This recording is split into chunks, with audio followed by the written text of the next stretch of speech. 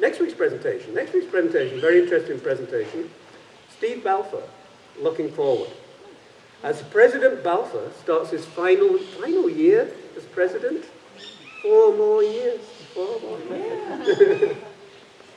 As he starts his final year as president of the Lake Chapala Society, he would like to meet with you all in an open forum. The first part will be to share with you his background so you know what drives him. Then continuing on with what has been accomplished at LCS in recent years and why. Followed with an open discussion of where to from here. A positive discussion on the realities of where we are, what got us here, and solicit your input for an upcoming board retreat on what challenges and opportunities are out there for us as an organization. It won't be a complaint session, but an opportunity to present in a positive manner your thoughts and ideas for looking forward. Now for this week's presentation. We're very, very lucky to have Roland Palencia, Gay and Lesbian Latinos Unidos, UNIDAD. Today, Roland will tell us about the Gay and Lesbian Latino organizations in Southern California, their founding and legacy. Roland Palencia is a professor at California State University's Northridge's Singh College in the Diverse Community Development Leadership Master of Arts program. Just stop, take a breath. He is the executive producer of the 2 documentary films, Transvisible, Bambi Salcedo's Story, a documentary depicting the life and activism of the nationally renowned trans-Latina activist Bambi Salcedo, and UNIDAD, Gay and Lesbian Latinos Unidos, which chronicles the founding and legacy of the largest queer Latino organization active in the 1980s. Now I say, Roland's going to give show the trailer, then he's going to give a talk, and then he's going to show the movie. Now the movie is 40 minutes long, but it may run over from 11:30. I know some of you have commitments 11:30, don't worry. 11:30, if you need to go, just exit quietly. And with that being said, please, a warm open circle welcome to Roland Palencia. Thank you, Phil. Thank you, Phil, for such a generous introduction. Hello, everyone. I was in IHIG about 3 years ago, and I was invited by Steve Balfour, who I've known for, 35 years, give or take. We stayed in touch, and he told me, just come to Paradise. And lo and behold, I did visit here 3 years ago, and it was all true. I have an asshole joke, but I'm going to spare you of that since we already had a presentation on that. But so I just want to give you a little bit of, why don't we show the trailer actually, and then I'll talk about Gay and Lesbian Latinos Unidos and how the film connects to that history. So let me just move this. And I come to the front because I think you have like a small screen, so it might be easier. That we cannot move because that's the projector there. So it might be better to, you can move the chairs around and you can even come, closer if you want. So let's just show the trailer.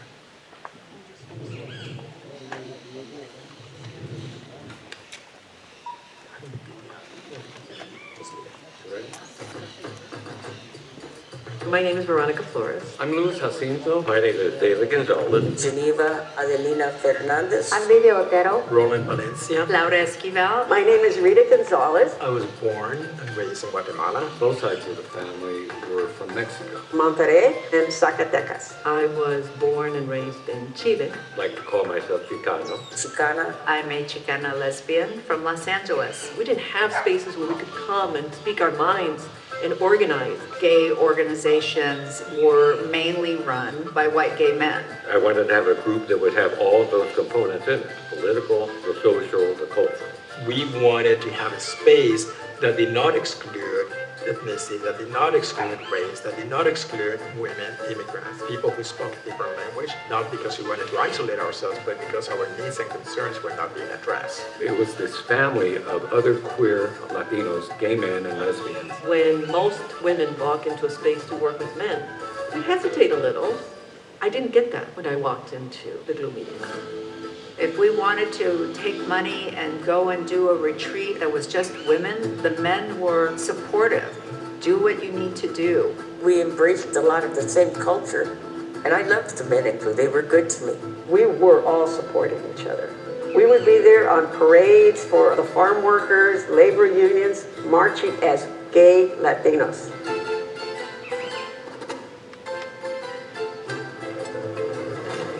And just to let you know, GLU had the best parties around.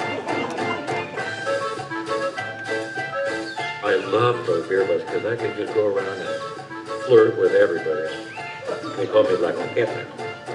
I don't know what my life might have been coming out if I had not had GLU. I know that younger generations may not know about us, but we made life better for queers of color, and we made a difference because we made the world better.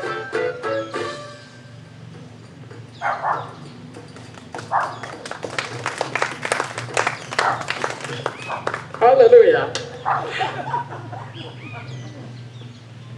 That was not my request, but you know, the director's the director, they do what they do. Can you hear me? Okay. Can you turn it up a little bit? And I'll speak.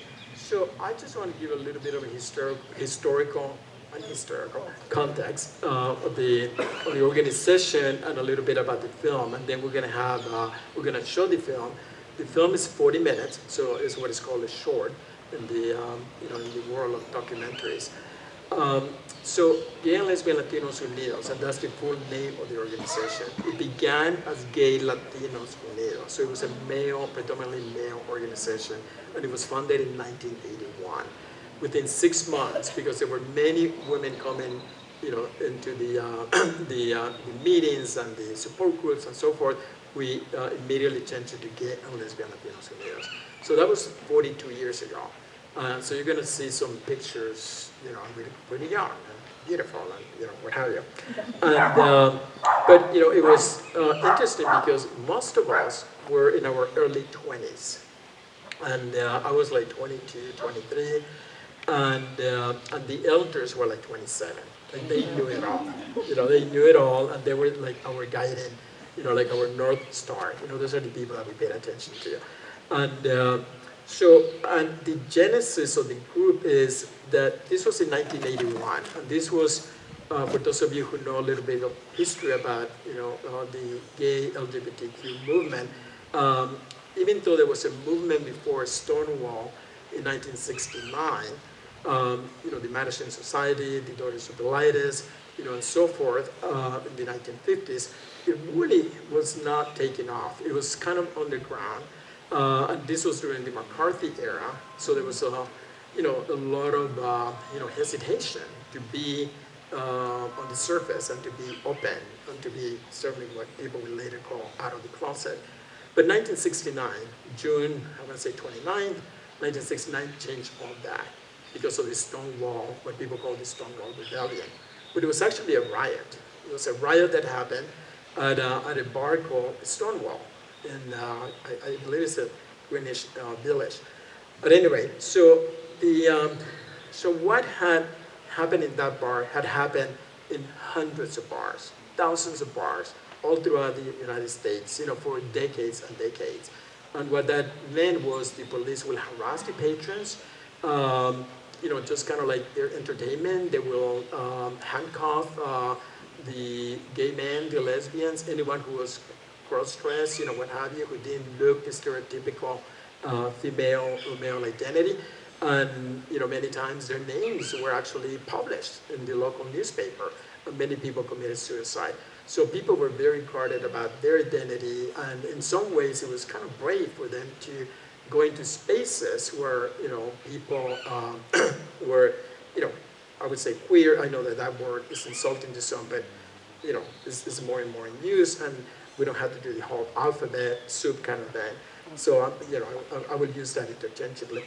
But at any rate, so what happened that night was, again, it had happened thousands of times for decades. The police went in, started to harass the patrons, and basically I think they arrested some people, and the people rebelled. They had it. They had it. And so what ended up happening is that they barricaded the police inside the bar.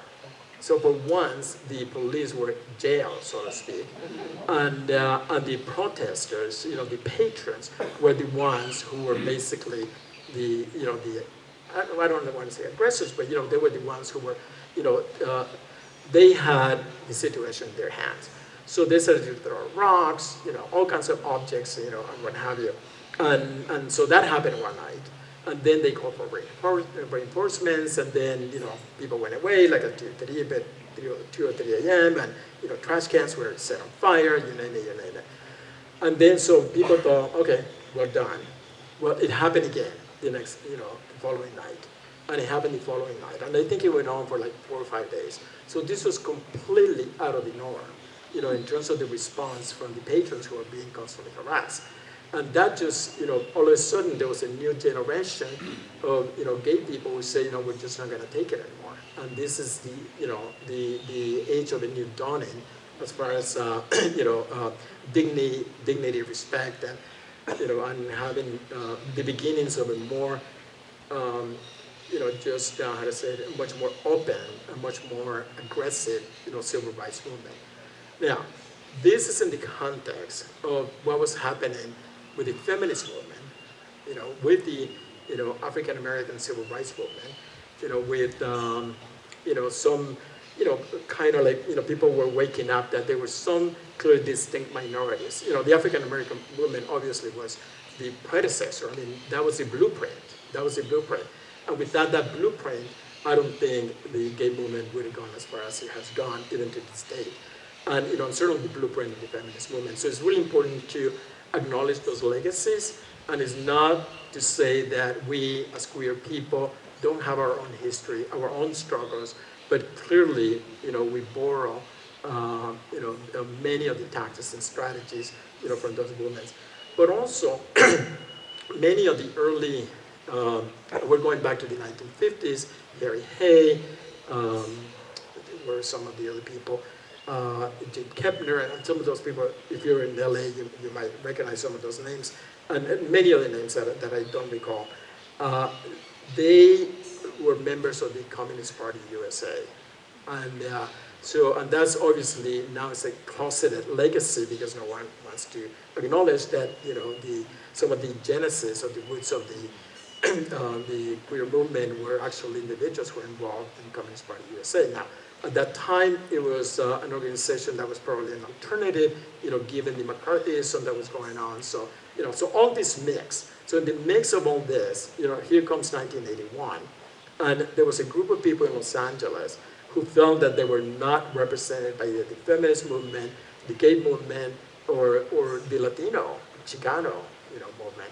And so many of us decided to form this organization called Gay and Lesbian Latinos Unidos. And what was important about that is that you could walk in as a member of that group with these multiple identities and cross-sectionality of ways of being, and you didn't have to translate, you didn't have to apologize, you could just be yourself, right? Like people will immediately get a sense of who you were. So that was one aspect of GLLU. The other aspect, it was a pan-Latin organization. And for those of you who visited Los Angeles or who lived there or have family, what have you, not all Latinos are Mexicans, and not all Latinos are Chicano. There's a huge Salvadorian, Guatemalan, Colombian, even Cuban, Ecuadorian, South American, Ecuadorian, Nicaraguan, and so forth. And so GLLU pretty much represented that. And it was really much more Pan-American than I would say many of the straight Latino organizations. Just a couple more points. So one is that a sense of belonging. I think every human being has a need to feel that they belong. And I'm pretty sure that many of you relate to that because many of you, either visit here quite often or you actually live here. And that was one of the, probably consciously or unconsciously, some of the decisions that you made. Do I belong in this place? Is there an environment, is there an ecology that I can feel like I'm at home? Even not geographically, given that many of you were born outside of, this country, but a sense of emotionally, spiritually, psychologically, and socially, and so that group is kind of like a microcosm of what many of you experience here in Ajijic. So I'll stop there, and we're gonna show the film. So it's a 40-minute, and I understand that this ends at 11:30. If you have to leave before then, that's fine. If you can't see the film from where you are, feel free to move the chairs. You can even come as far as, I mean, they're not that heavy. You can come as far as, all the way to the front. We're completely gonna move this off stage, and then we'll do a quick Q&A. And you leave at any time. We'll do a quick Q&A, and I think that's fine, right? Yeah. Oh, just one more thing. So the film is, the interviews are in English, but it has Spanish subtitles. Entonces, para las personas que no hablen inglés y que no entienden inglés verbalmente, pueden ver los subtítulos. Lo único que son, los subtítulos son súper pequeñísimos, entonces tal vez se sienta un poquito más adelante. Ok, gracias. Thank you.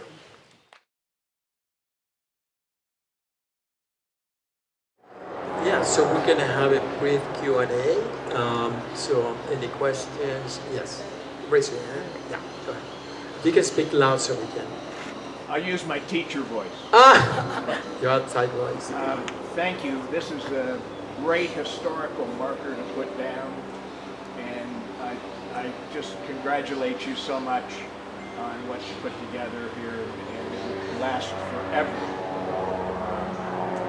My question, though, is not about G's or L's or ethnicity.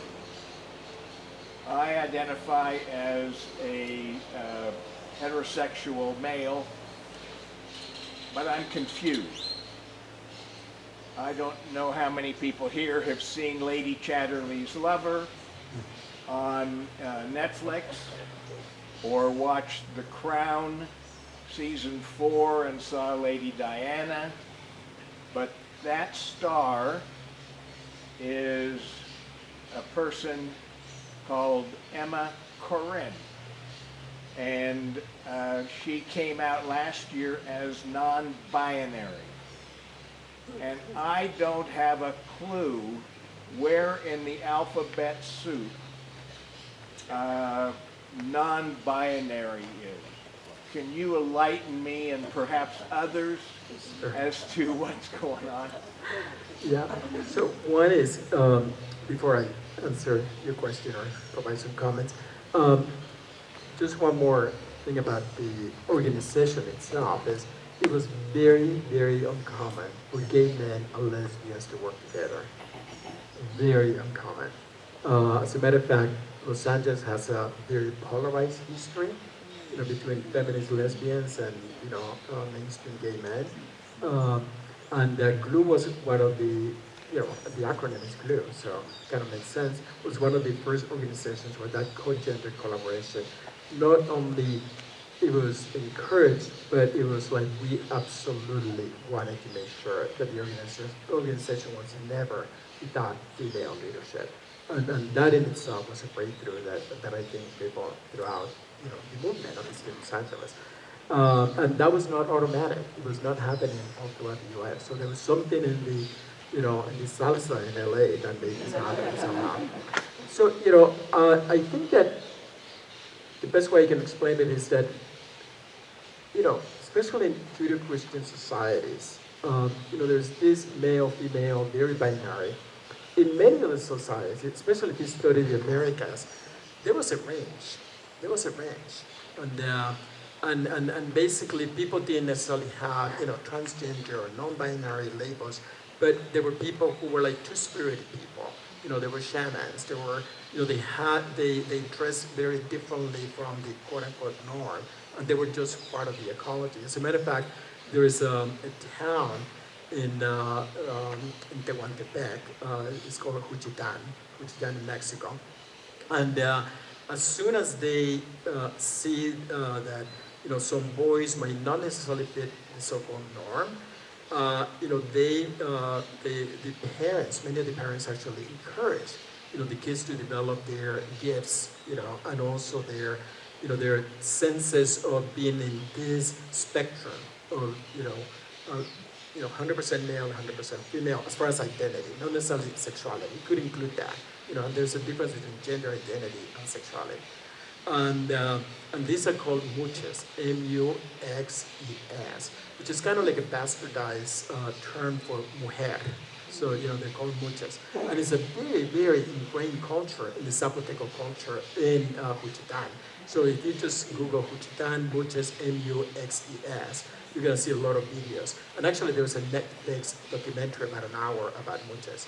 So we're stuck in this, binary, and that's the majority of the people, but that's not everybody. And I think that, the LGBTQ, gay movement, queer movement, really created this space for this diversity of gender.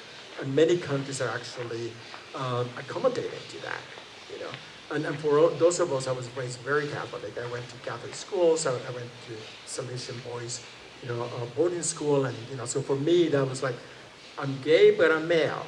You're a lesbian but you're a woman. But you could tell that some of the individuals in the film who we did not have the language at that time. We're talking about 42 years ago, but they clearly were non-binary. And they really struggled with that. And so that was a brief way of answering. So hopefully that. But I think that and also if you look at the animal kingdom. That is not exclusively male female. As a matter of fact, there's some species where if there's a lack of males, then some members of that species, become female and they can get pregnant. So this is Mother Nature is extremely diverse biologically and otherwise. And we human beings are the only ones who have that judgment. But in the animal kingdom, I don't think people are excluded because they're homosexual. I mean, animals. Including penguins, by the way.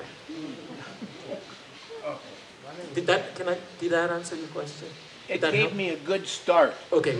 Yeah, it's a And I appreciate that. yeah, but just panoramic. Okay. Okay. Yes. My name is Angel Cabrera. Can everyone hear Angel? Do you want a mic? Get un microphone? Do you want a mic? Father, Okay, there you go. please. You're outside. Yes, please. I moved to the United States knowing I was some kind of gay. Yeah. Got it. So I live in Dallas, Texas, and I would like to find a place where people are in the same boat. And that's what I started going to bars. I was wrong. Because of being Latin, nobody approached me. And then I was accused when I was some kind of relationship with a white man. Oh, he just asked you what you have. Okay? So, yes, I felt the discrimination in the United States. Okay? I was not able to connect with people. First of all, I was in the club. Okay? So I was shopping around, and because I was afraid, my mother would discover, even miles away. Mothers there, they have spies. Fuck it. I got out, and I told my relative. So now I'm free. Okay? I'm not ashamed of who I am. I'm not proud of who I am. Just said happen. That's it. So, but what I see here in Aquique, there's so many gay people. I haven't met many Mexicans, but the expats. But because this is not a cocktail party, they're not here. This is very illustrative. And they're trying to promote just gay bars. But there is no place for gathering and mixing the culture. Even in here, it's mainly for expats and not mainly for cultural interaction. That would be great to start something here, and I'm willing to that. Well, it takes pioneers to make things happen, and, it was Margaret Mead who said, and I'm going to totally butcher this, but she says, don't underestimate a small group of people, because they're the ones who ultimately make a big difference. And, and we started, in one room at the LGBTQ, well, at that time it was called the Gay and Lesbian Community Services Center. But, yeah, and we felt that, and some people who were interviewed commented on that, that they just didn't want to go into bars. They wanted to actually have something that was social, political, cultural, and it was about friendships and about support and about belonging and, caring.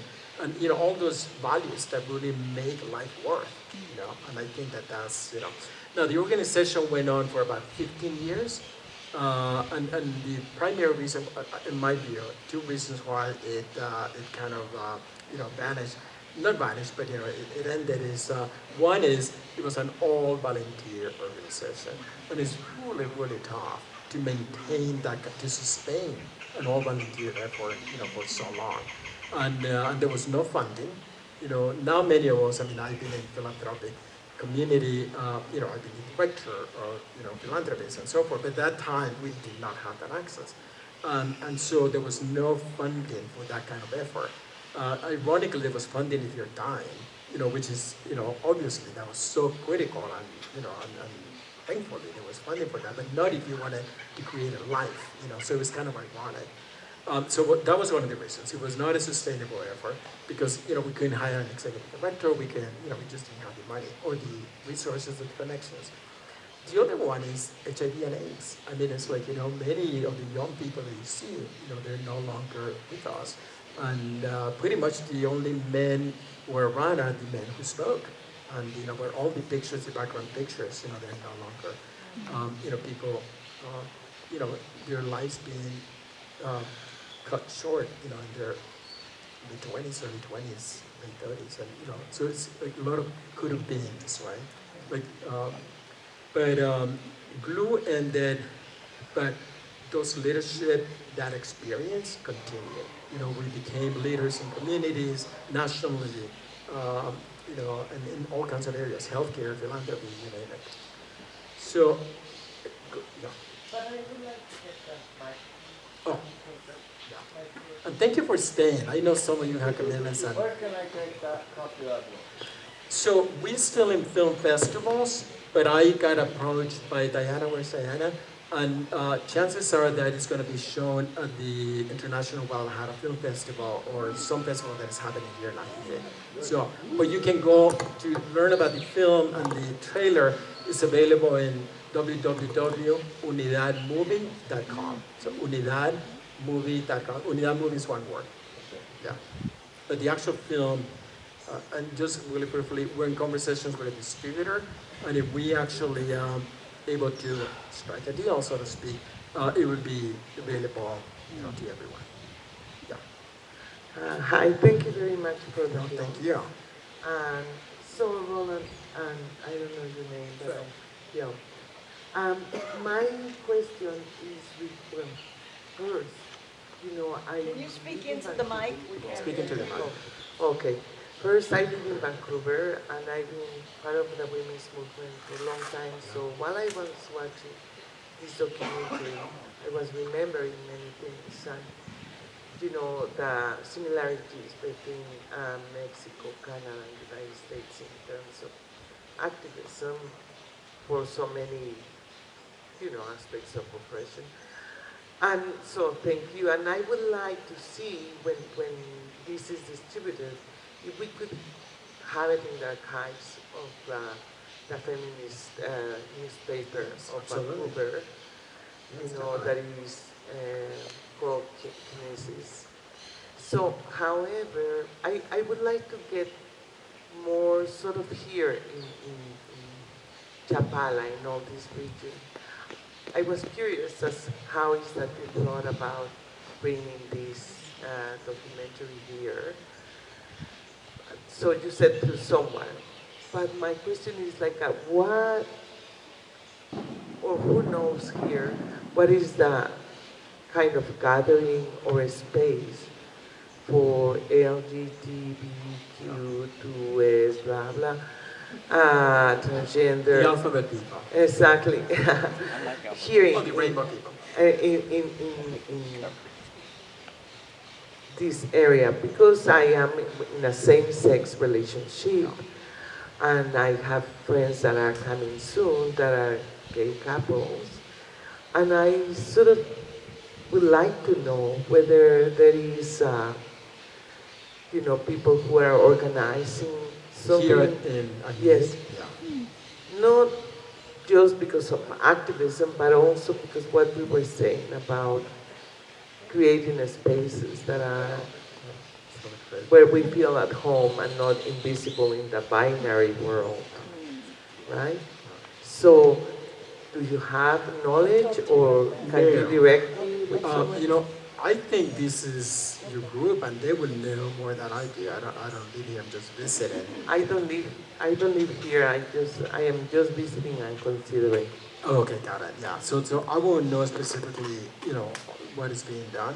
I know in Guadalajara there are many more groups, and that is So that's definitely an epicenter of activism and culture, and they're not just about bars. There's a much more. The ecology is a little bit more diverse as far as interest. Yeah, that I know about. Got it. Yeah. I don't either. Yeah. As far as how this came about, Steve Balfour and I have known each other for 35 years. We worked at the AIDS Healthcare Foundation. He was the director of development, and I was the chief of operations and vice president, and that's how we met, and we stayed in touch. And then one day he says, "I'm going back home." And I said, "Oh, you in Boston?" "No, Mexico." And so he says, "That's home." And so he came here and he stayed. You live here? I'm sorry? Did you live here? No, yo vivo en Los Angeles. I live in LA. I was born and raised in Guatemala.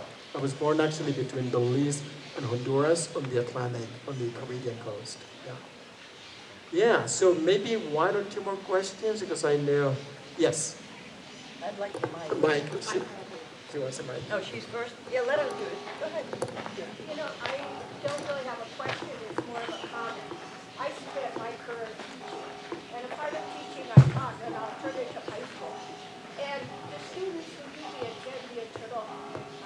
alternative high school are those students who are part of the gay, lesbian, transgender community. And they attend that kind of school because they're more accepted, they're not bullied. Because in their traditional high school, they're bullied, they're harassed. And so if you can support those kinds of schools in your community, because they are very important for those kinds of schools. Thank you for saying that. First of all, thank you, Shirley. But also allies are really critical. We're a tiny community. Our community is some people say 2%, some people say 5%, 10%. Regardless, it's a very small community. And the stigma is huge. And for those of us who live in major urban centers, we're in the little bubble. You go 20 miles outside of that, and it's a different story. So I just want to thank all of you who have been allies. Whether that means activism or within your family, supporting a family member, or stopping conversations that are very demeaning and that lack dignity. So allies are you're amazing. Really. Yes. Yes, hi. Okay, so I really loved your film. Thank you. Really loved your film. Very important and really well done.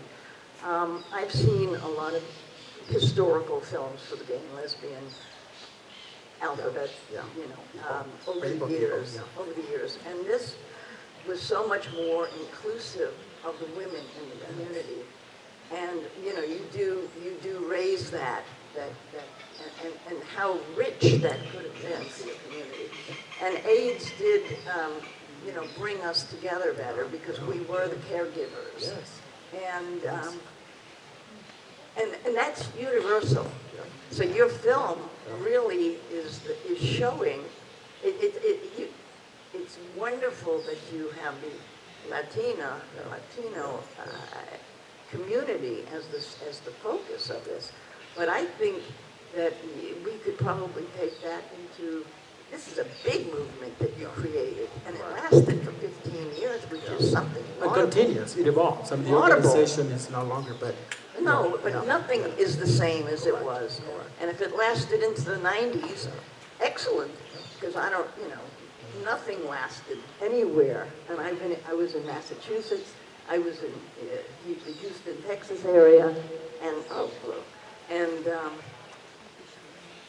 it's the same, except that I was more in the white community. It's true. And I'm just very grateful that you created this because it really is universal. And I do understand the whole G to GL to GLB, and it took time, and it took a lot of fighting to get all the inclusion. And I do understand, that we are intersectional people, so that we come from our religions and our backgrounds and our race and our ethnicity and our orientation. It's huge.